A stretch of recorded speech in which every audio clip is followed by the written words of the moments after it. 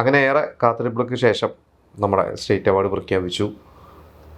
മമ്മൂക്ക തന്നെ പ്രതീക്ഷ പോലെ, പലരും പ്രതീക്ഷിക്കുന്നൊന്നും അറിയില്ല, എന്നാലും എനിക്കൊരു പ്രതീക്ഷ ഉണ്ടായിരുന്നു. അങ്ങനെ മമ്മൂക്കൻ്റെ ബെസ്റ്റ് ആക്ടറായി. പിന്നെ കുറേ അവാർഡ്സ് നമുക്കറിയാം. അപ്പോൾ അതുപോലെ തന്നെ ഇപ്രാവശ്യം കുറച്ച് വിവാദങ്ങളൊക്കെ ഉണ്ട്. സോഷ്യൽ മീഡിയയിൽ കുറേ ചർച്ചകൾ നടക്കുന്നുണ്ട്. അപ്പോൾ അതിനെക്കുറിച്ചൊക്കെ നമുക്കൊന്ന് ഡിസ്കസ് ചെയ്യാം. അപ്പോൾ നമ്മൾ കുറച്ച് ദിവസം മുമ്പ് ഒരു വീഡിയോ ചെയ്തിരുന്നു. അതായത് ബെസ്റ്റ് ആക്ടറായിട്ട് ഫൈനൽ റൗണ്ടിൽ ആരൊക്കെയാണുള്ളതെന്നൊക്കെ നമ്മൾ പറഞ്ഞ് പല എന്താ പറയുക കമൻറ്റുകളൊക്കെ വന്നിരുന്നു. അതിൽ ആസിഫിൻ്റെ പേര് പറഞ്ഞുകൊണ്ടുണ്ട്, മമ്മൂക്കയുടെ പേര് പറഞ്ഞവരുണ്ട്.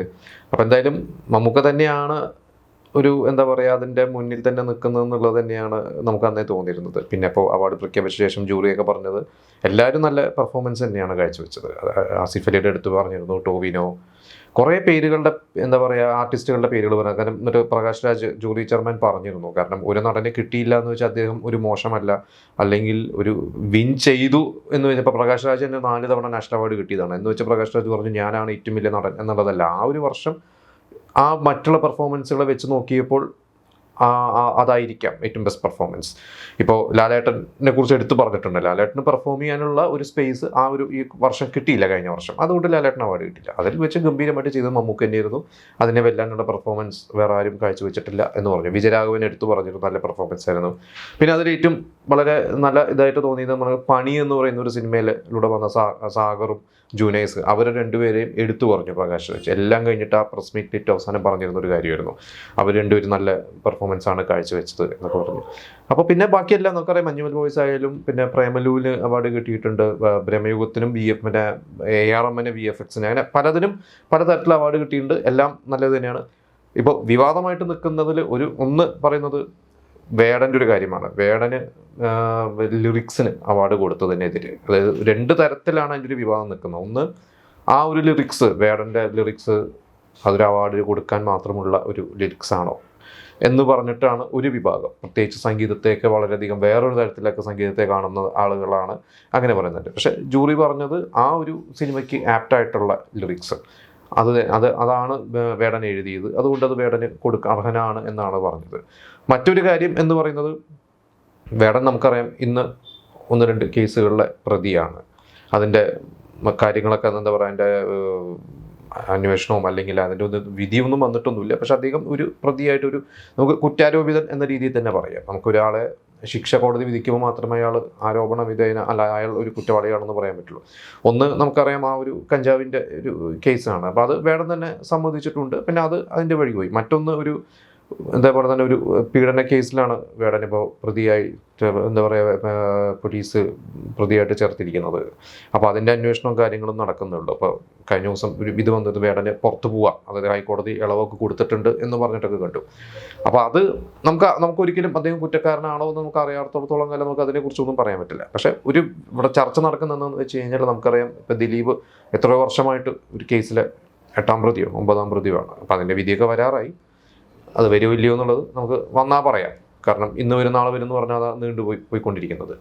അപ്പോൾ അന്ന് ദിലീപിൻ്റെ കമാര സംഭവം എന്ന് പറയുന്ന ഒരു സിനിമ 2017 ഇറങ്ങിയ ഒരു സിനിമ, അന്ന് അതിൻ്റെ അവാർഡിലൊക്കെ അയച്ചിരുന്നു. പക്ഷേ നമുക്കറിയാം, ദിലീപ് പ്രതിയായ ശേഷം ദിലീപിനെ ഒരിക്കലും ഒരു സർക്കാരുമായി ബന്ധപ്പെട്ടിട്ടുള്ള, അതായത് ഇപ്പോൾ ഭരിക്കുന്ന സർക്കാരുമായി ബന്ധപ്പെട്ടിട്ടുള്ള ഒരു ചടങ്ങിനോ അല്ലെങ്കിൽ അങ്ങനത്തെ അവാർഡിനോ ഒന്നും പരിഗണിച്ചതായിട്ട് നമ്മൾ കണ്ടിട്ടില്ല.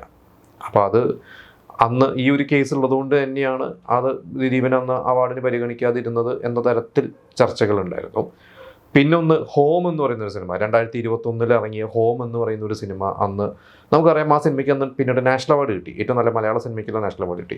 ആ ഒരു സിനിമയ്ക്ക് ഒറ്റ അവാർഡ്സ് പോലും അന്ന് കിട്ടിയിട്ടുണ്ടായിരുന്നില്ല. അതിൽ ഇന്ദ്രൻസിനൊക്കെ പ്രതീക്ഷിച്ചിരുന്നു, പക്ഷേ ഇന്ദ്രൻസിനൊന്നും അവാർഡ് കിട്ടിയിട്ടില്ല എന്നുള്ളതാണ് എൻ്റെ അറിവ്.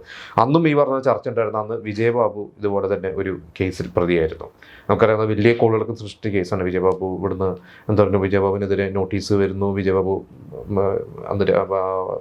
രാജ്യം വിടുന്നു എന്നൊക്കെ പറഞ്ഞ് കുറേ പ്രശ്നങ്ങളോടെയൊക്കെ പോയിരുന്നു. പിന്നീട് വിജയബാബു തന്നെ നമുക്കറിയാം ലൈവ് വന്നു. അതിൽ ആരാണോ വിജയബാബുവിനെതിരെ പരാതി കൊടുത്തത് അവരുടെ പേര് വിളിച്ചു പറയുന്നു. അങ്ങനെ കുറേ പ്രശ്നങ്ങളിലൂടെയൊക്കെ പോയി. അന്ന് ഇതേപോലെ തന്നെ വിജയബാബു ആയിരുന്നു ആ സിനിമയുടെ പ്രൊഡ്യൂസർ. അതുകൊണ്ടാണ് ആ സിനിമ അവാർഡിന് പരിഗണിക്കാതിരുന്നത് എന്ന തരത്തിലൊക്കെ.